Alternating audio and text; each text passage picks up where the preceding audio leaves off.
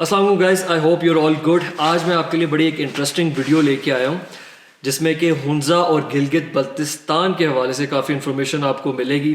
हमारे सेंट्रल पाकिस्तान और साउथ पाकिस्तान के जो लोग हैं उनके जहनों में काफ़ी इन्फॉर्मेशन का एक वैक्यूम, एक गैप है हुंजा और नॉर्दर्न पाकिस्तान के, मेनली जो गिलगित बल्तिस्तान के इलाके हैं उनके हवाले से। तो आज मैं हुंजा में हूँ, यहाँ करीमाबाद में। तो मौका मिला था महबूब अली साहब से आपका तारुफ कराता हूँ जो कि जनरल मैनेजर हैं एम्बेसी होटल्स की चेन के। तो महबूब अली साहब जो हैं वो इसी एरिया से बिलोंग करते हैं, करीमाबाद से, and also he is a tourism expert. इस इलाके को बहुत अच्छी तरह से समझते हैं।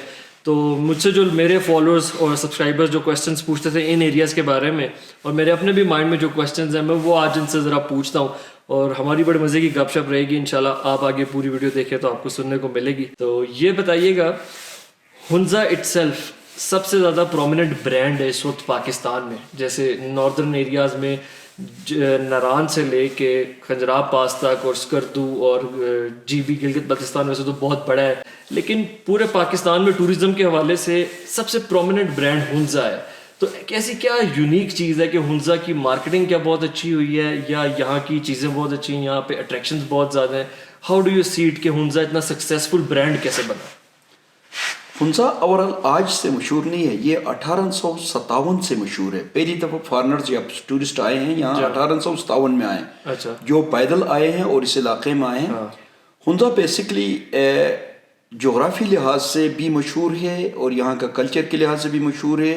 और सबसे मेन चीज़, किसी भी इलाके में टूरिज़म प्रमोशन के लिए वहाँ फर्द वाहिद की एज इम्पोर्टेंट नहीं होती। यहाँ बूढ़े से लेके बच्चे तक जब तक इन्वॉल्व नहीं होते तब तक वहाँ का टूरिज़्म प्रमोट नहीं होता। हमारे कल्चर में एक तो मेहमान नवाजी है। जो भी टूरिस्ट इस हुंजा में इंटर करता है वो हमारा मेहमान है। उसकी जान माल, उसकी इज्जत का हिफाजत करना हमारे हर बच्चे के ऊपर, हर मर्द के ऊपर, हर ख़वातीन के ऊपर, हर बंदे के ऊपर फ़र्ज है। ये हमारे वरासत में, हमारे जीन्स में आ चुका है, पहली बात।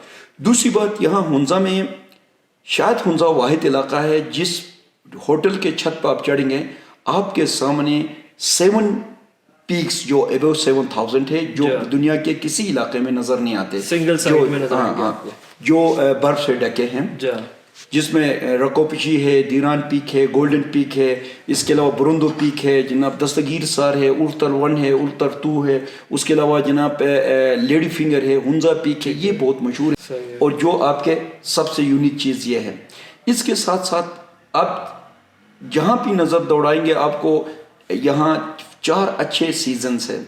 ऑटम सबसे खूबसूरत सीज़न है, लोग फॉरेन टूरिस्ट मोस्टली ऑटम को पसंद करते हैं। समर में जब आएंगे तो यहाँ ग्रीनरी है और हर किस्म के फल फ्रूट है।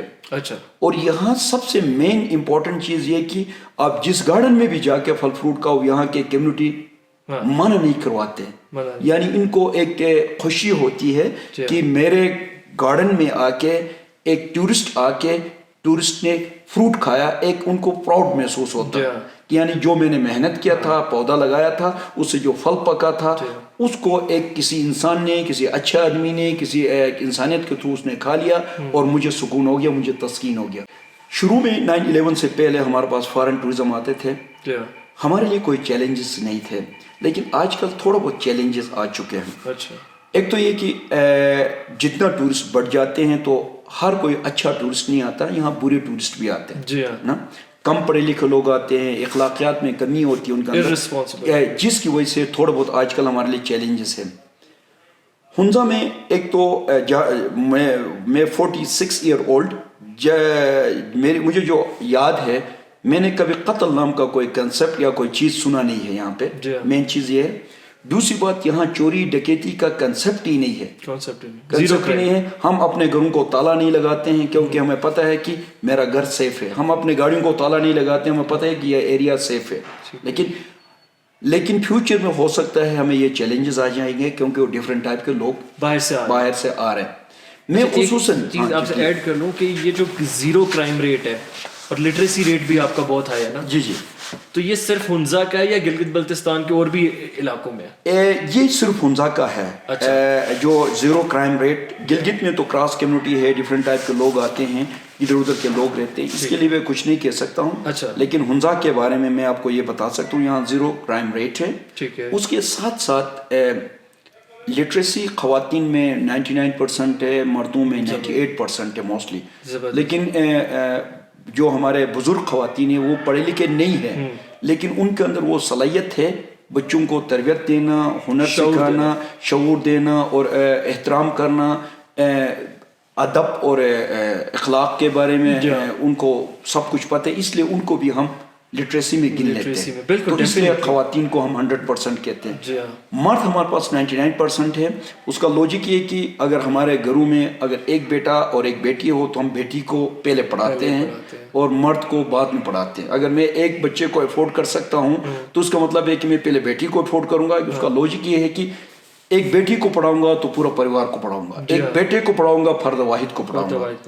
اس لیے ہم اور کیونکہ بیٹا جناب گھر سے باہر جا کے کسی فیکٹری میں کسی بڑے شہر میں جا کے وہ مزدوری بھی کر سکتا ہے, لیکن بیٹی نہیں کر سکتی. اس کو عزت کی روٹی گھر میں ہی ملتا ہے, اس لیے ہم اپنے بیٹی کو زیادہ پریفر دیتے ہیں. بالکل. اچھا, جو آپ کے ایجوکیشن سسٹم ہے وہ بھی بہت اسٹرانگ ہے یہاں کا, تو اس میں بیسیکلی کیا گورنمنٹ کے اسکولز ہیں یا کمیونٹی کے اسکولز ہیں یا پرائیویٹ اسکولز ہیں؟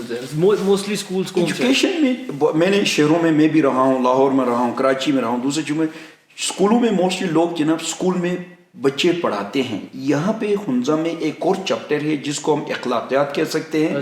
وہ ایک اور چیپٹر ہے. صبح بچے ہمارے اسکول چلے جاتے ہیں, شام کو آ کے 4 سال کے بچے کو ہم شاہین اسکاؤٹس میں بھرتی کرتے ہیں.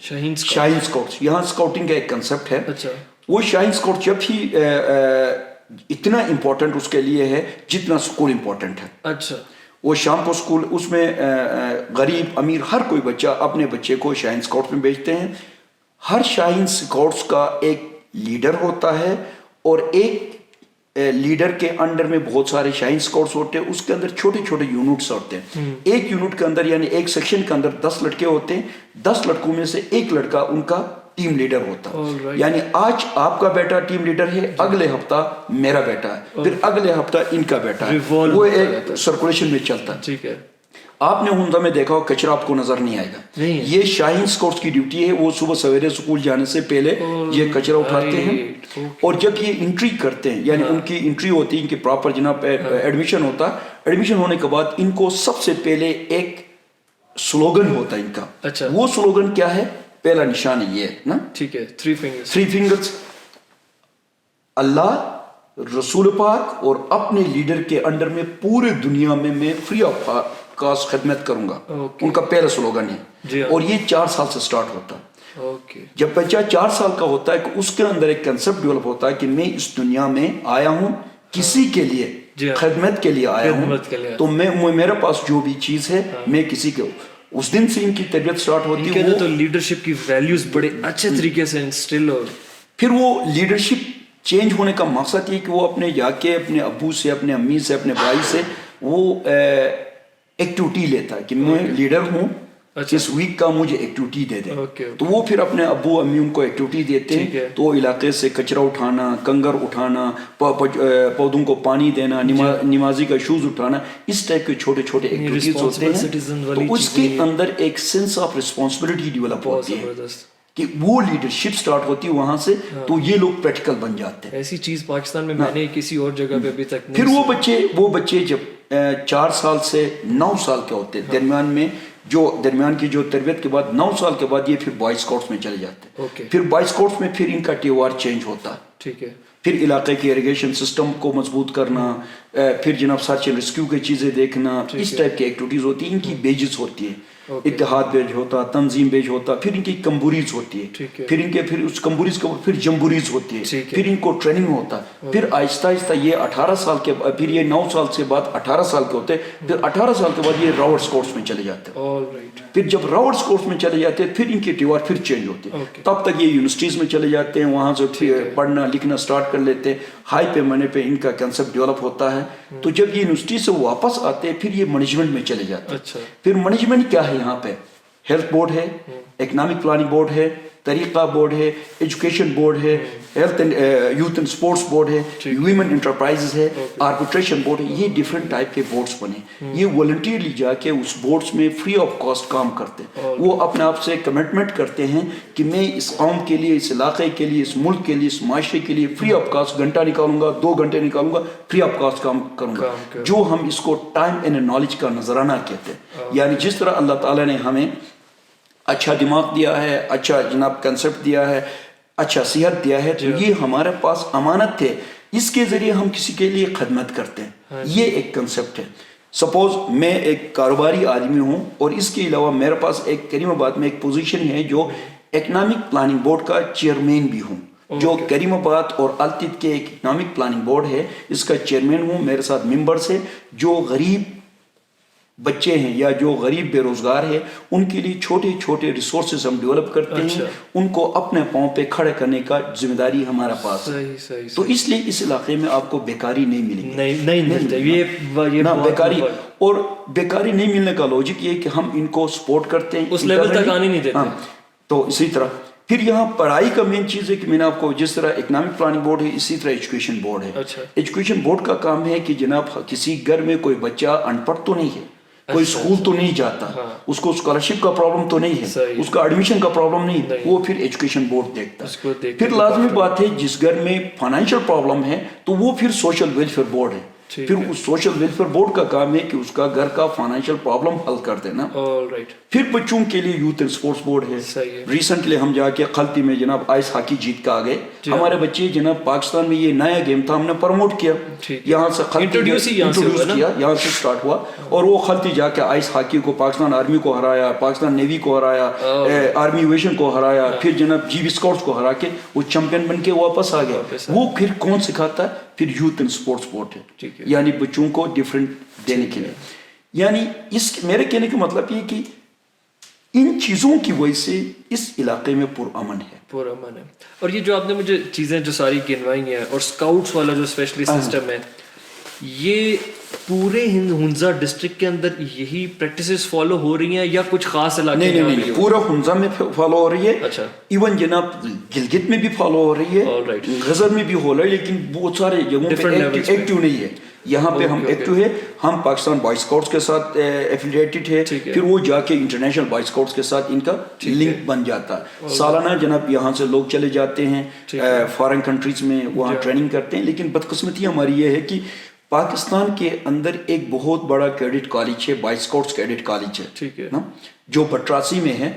آپ نے شاید دیکھا ہوگا بٹراسی یہ مانسرا سے بالا کوٹ آتے ہوئے راستے میں آتا ہے, وہاں بہت بڑا کالج ہے, یعنی وہ کیڈٹ کالج ہے. بدقسمتی سے یہاں گلگت بلتستان کے لیے ایک سیٹ نہیں ہے وہاں پہ, جبکہ سب سے بہترین اسکاؤٹنگ اس علاقے میں اسکاؤٹنگ ہے. اور یہاں پہ تو بہت پرانی ہسٹری ہے, اور یہ ایک لیڈرشپ کی ایک پہلی سٹیج ہے. اور یہاں سے بچوں کو ہم تربیت دیتے ہیں تو آٹومیٹکلی ان کے اندر ایک کنسیپٹ ڈیولپ ہوتا ہے, چوری ڈکیتی قتل غارت, وہ اس سے کافی دور رہتے ہیں, جس کی وجہ سے اس علاقے میں یعنی ایک گراس روٹ پہ ایک ڈیولپمنٹ سٹارٹ ہے, جس کی وجہ سے یہاں چوری ڈکیتی قتل و غارت یہ چیزیں انتہائی زیرو لیول پہ, کرائم نہیں ہونے کا مین ریجن یہاں پہ ہے. اور سیم یہ مردوں کے ساتھ خواتین میں بچیوں میں بھی ہے سیم. ان کا گرلز گائیڈ ہے, جونیئر گرلز گائیڈ ہے, سینئر گرلز گائیڈ ہے, گرلز گائیڈرز ہے, اسی طرح ان کے بھی ڈفرینٹ قسمیں ہیں. اور سیم جو ذمہ داریاں مردوں میں ہے وہ خواتین میں بھی. یہ چیز میں ہمیشہ سے دیکھ کے میں بڑا سرپرائز بھی ہوتا تھا, حیران بھی ہوتا تھا, اور خوش بھی ہوتا تھا اس چیز کے اوپر کہ جو کلچر اس علاقے کا ہے. جیسے یہاں سے آپ گاڑی جب ہنزا میں انٹر ہوتی ہے اور خنجراب پاس تک آپ جائیں, لوگ لوکل فریلی موو اراؤنڈ کر رہے ہیں, نو بڈی از بادرنگ اینی ون, ہر کوئی اپنی لیول کے اوپر دوسرے کو کافی رسپیکٹ دے رہا ہے اور کسی کی چیزوں میں انٹرفیئر نہیں کر رہا. یونیورسٹی کے اسٹوڈنٹس ہیں وہ باہر نکل کے واک کر رہے ہیں, کوئی اسپورٹس کھیل رہا ہے. تو یہ چیز تو بہت زبردست ہے کہ یہاں پہ کمیونٹی کی اتنی زیادہ اتنا پیچھے ہوم ورک ہے جس کا رزلٹ یہ ہے. تو پاکستان میں اللہ کرے کہ باقی جگہوں پہ بھی ایسی پریکٹسز فالو کی جائیں, لیکن انفارچونیٹلی ابھی بہت سے علاقوں میں, بلکہ ہنزا کا ماڈل اتنا سکسیزفل ہے کہ یہاں سے تو باقی چیزوں کو سیکھنا چاہیے باقی علاقوں کو. تو تھوڑا سا ٹورزم کے حوالے سے مجھے یہ بتائیے, کیونکہ اب ٹورزم بہت زیادہ فلڈ ہونے لگ گیا ہے. فورن ٹورسٹ تو جو آتے ہیں وہ تو شاید خاصے رسپانسبل ہوتے ہوں گے. جو لوکل ٹورسٹ آتے ہیں اور اس میں خاص پنجاب سے آتے ہیں جہاں سے میرا بھی تعلق ہے, میں بھی پنجابی ہوں, تو وہ بہت زیادہ آتے ہیں. جب اس لیول پہ ٹوریزم اس علاقے میں آتا ہے تو کوئی وائلیشنز بھی ہوتی ہوں گی. تو لوکل لوگوں کے کیا کنسرن ہے کہ وہ کیا ایکسپیکٹ کرتے ہیں جو پنجاب سے ٹورسٹ آ رہے ہیں, کہ ان میں ابھی کوئی پرابلمس ہیں یا پھر ان کو ان کے ایڈوانٹیجز زیادہ ہیں یا ڈس ایڈوانٹیجز زیادہ ہیں؟ آپ لوگ کیا ایکسپیکٹ کرتے ہیں کہ ٹوریزم اس سے زیادہ ہو یا اسی لیول پہ رہے؟ ٹورزم اوورآل ہو سکتا ہے پاکستان میں ایجوکیشن آ چکا ہے.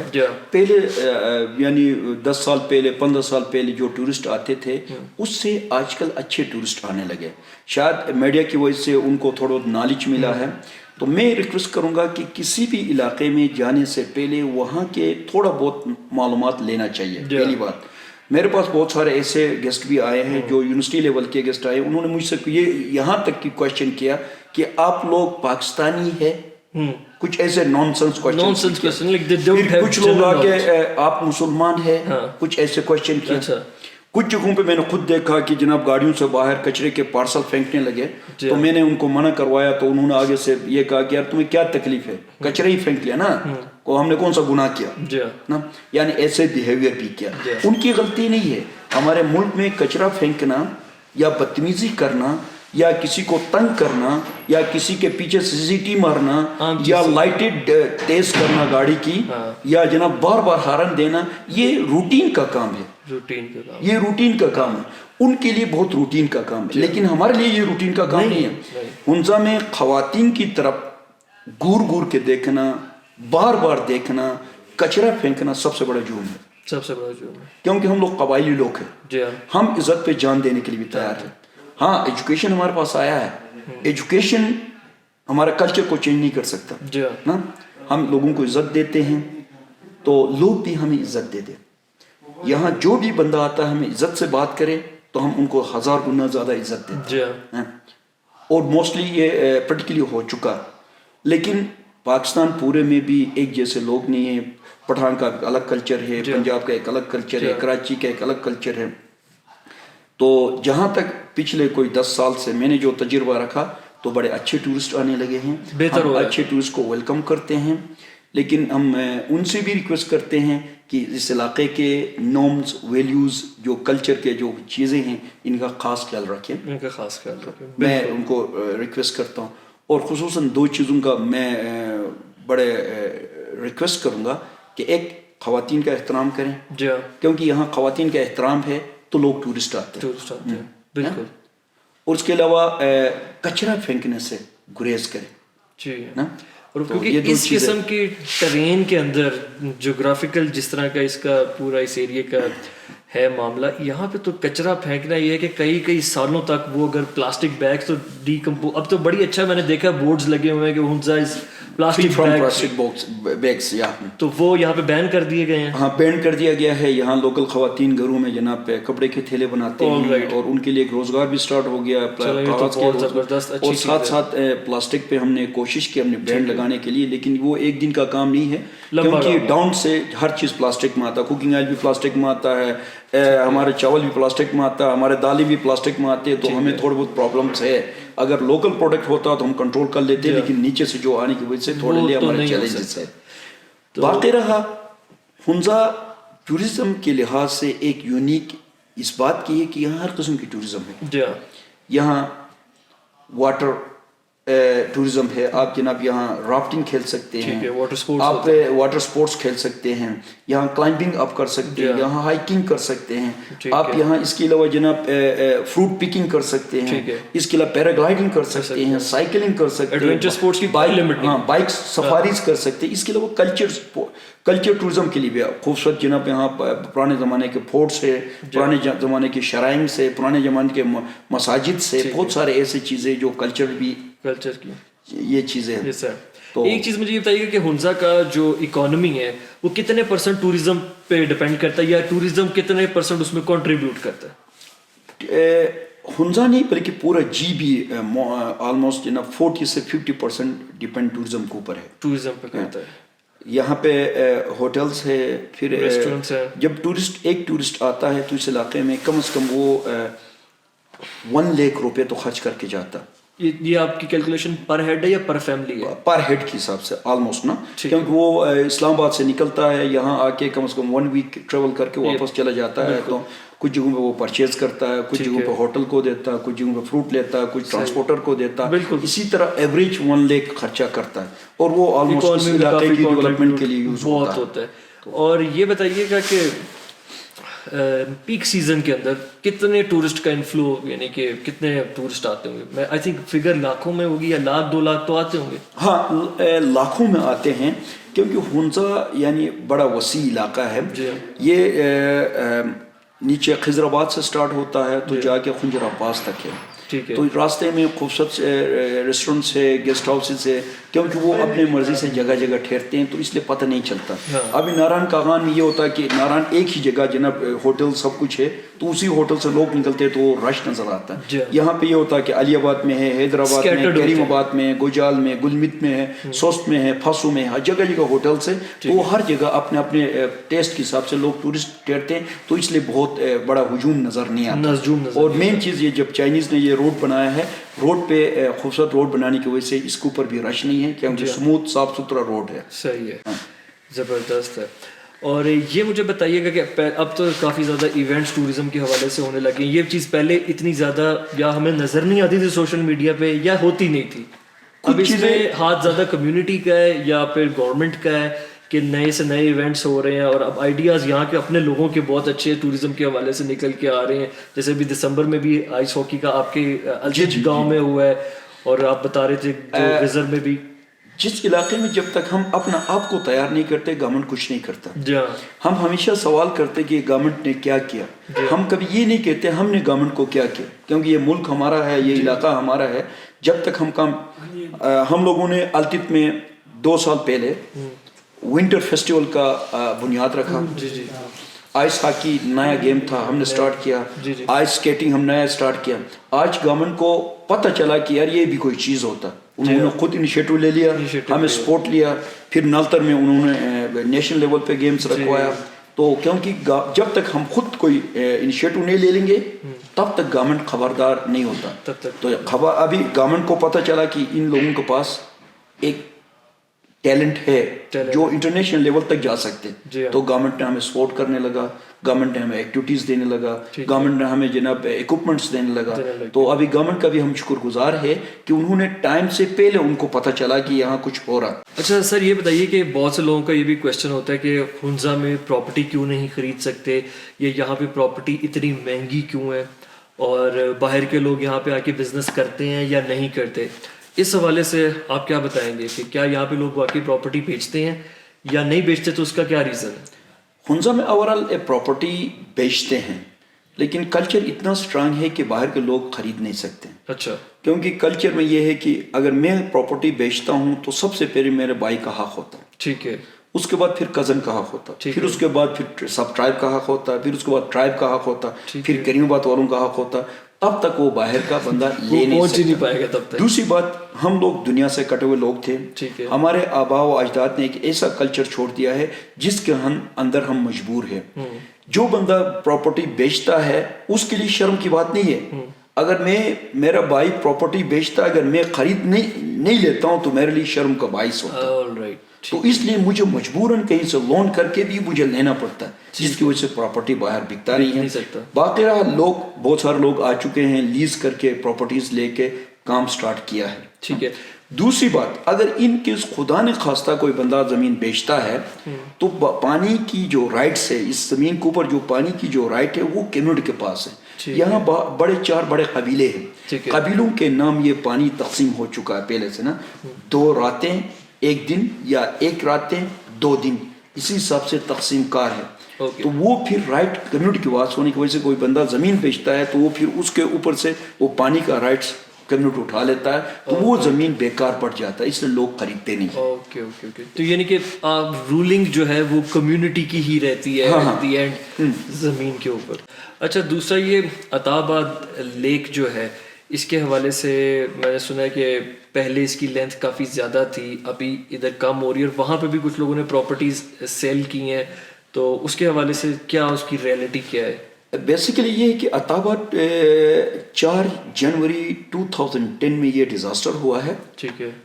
یہ زمین کا بہت بڑا بلکہ پہاڑ کا بہت بڑا حصہ پہاڑ سے الگ ہو کے نیچے دریا میں گرا اور دریا کو بند ہوا, جس کی وجہ سے دریا بند ہونے کی وجہ سے ایک بہت بڑا جھیل بن گیا جو حسنی سسپینشن برج تک تھا یہ جھیل. تو جب یہ ڈیزاسٹر ہوا تھا تو تقریباً 19 لوگ اس میں فوت ہو چکے تھے. ٹھیک ہے. تو ایک چھوٹا سا 2 گاؤں بھی اس عطا آباد جھیل کے اندر ڈوبی ہوئی ہے. تو ایک آئین آباد, ایک ششکٹ کا کچھ حصہ, پھر عطا آباد کے نیچے جو ایریا تھا جس کے اوپر لینڈ سلائڈنگ ہو گئی وہ بھی ڈیمیج ہو چکا تھا. ہمارے بزرگوں کا کہنا یہ ہے کہ جس علاقے میں ایک دفعہ ڈیزاسٹر ہوتا تو وہ آٹومیٹکلی دوسرا, تیسرا, چوتھا ڈیزاسٹر ہوتا رہتا. ٹھیک ہے. کیونکہ وہ زمینیں مومنٹ میں ہوتی ہے, مومنٹ کی وجہ سے وہاں پہ کریکس پڑ جاتے ہیں اور کریکس کے ساتھ ساتھ وہ پہاڑ گرتے رہتے ہیں. تو یہ جو عطا آباد جھیل تھا حسنی سسپینشن برج تک تھا, آہستہ آہستہ یہ کم ہو کے یہ آدھا رہ گیا, آدھا ختم ہو گیا. ابھی اس کی کرنٹ لینتھ کیا ہے؟ اس کی میرے خیال میں کوئی 12 سے 14 کلومیٹر ہے, کلومیٹر کے رینج پہ. کہتے ہیں کہ جو تربیلا ڈیم ہے عطا آباد جھیل بننے کی وجہ سے تربیلا ڈیم کی عمر 10 سال لمبی ہو گئی ہے. اچھا. اس کی لوجک یہ ہے کہ سب سے زیادہ سلٹنگ جو ریت کی بہاؤ تھی اس ریور سے ہوتی تھی, ہنزا ریور سے. ابھی عطا آباد کی وجہ سے پیچھے سے جو سلٹنگ ہوتا ہے وہ عطا آباد میں بیٹھتی ہے. اچھا, وہ ریت وہاں بیٹھتی ہے تو اس کو فلٹر کر لیا, اس لیے پیچھے سے ریت آ کے یہ بیٹھ کے یہ پھر عطا آباد جھیل کم ہو چکا ہے. ٹھیک ہے. اور مزید کم ہونے کا چانس ہے آگے بڑھتے, کیونکہ یہ 2010 سے ابھی تک 10 ایئرس ہو گیا. 10 ایئرس میں یہ آدھا کم ہو گیا, آدھا کم ہو گیا. ہو سکتا ہے مزید 5-10 ایئرس میں مزید کم ہونے کا چانس ہے. لوگ وہاں پہ ہیوی انویسٹمنٹس کر رہے ہیں, کافی بڑے بڑے ہوٹلس بن رہے ہیں, تو وہ شاید شارٹ ٹرم انویسٹمنٹ کے پوائنٹ آف ویو سے یہاں پہ آئے ہیں. ایک تو یہ کہ یہ علاقہ ٹیکس فری زون ہے. جی ہاں. مین چیز. دوسری بات یہ کہ یہاں پہ ایز سچ نیب کا ہیں یا گورنمنٹ کی مانیٹرنگ نہیں ہے. جی ہاں. نا, تو لوگوں کے پاس بلیک منی ہوتی ہے, ان علاقوں میں آ کے انویسٹ کرتے ہیں اور ٹورزم کے نام سے اس کو دوبارہ وائٹ کرتے ہیں. ایک ریزن یہ بھی ہے. ایک ریزن. دوسری بات یہ کہ عطا آباد جھیل کے ارد گرد دفعہ 144 ہے مین کنسٹرکشن کے لیے, نا, بڑے بلڈنگز بنانے کے لیے. اچھا. کل کو یہ گورنمنٹ نے سروے کر کے گیا ہے کہ یہاں جناب بجلی کے پاور ہاؤس بنانے کے لیے اس کو ڈیم کو مزید بڑا کر دیں گے. ٹھیک ہے. جب یہ آٹومیٹکلی بڑا ہوگا تو یہ پھر دوبارہ ڈوب جائیں گے یہ جتنے بھی ہوٹلس ہیں. ٹھیک ہے. ایک یہ ہے, اگر یہ ڈیم نہیں بنائیں گے تو پیچھے سے سلٹنگ کی وجہ سے وہاں ریٹ بڑھ جائے گا, پھر یہ بڑھ جائے گا.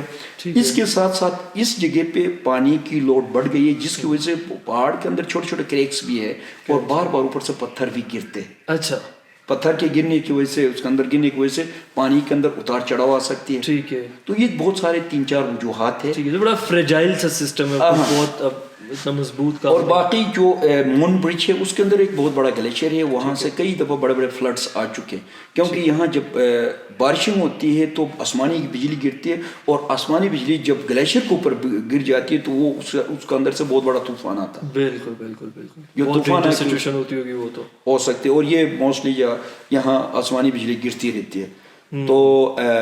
تو گورنمنٹ کے بھی ایسا جناب دلچسپی کم اس لیے لیا ہے کیونکہ ایک جگہ پہ دفعہ 144 سے وہاں بڑے بلڈنگز بنانے کے لیے اجازت نہیں ہے, لیکن اس کے باوجود بھی لوگ بنا رہے ہیں نا. پھر گورنمنٹ بھی چاہتا ہے یار یہ اس علاقے میں لوگوں کو انویسٹ کرنے دو, کل کو یہ ڈیم بنے گا تو خام خواہ ڈوب جائیں گے.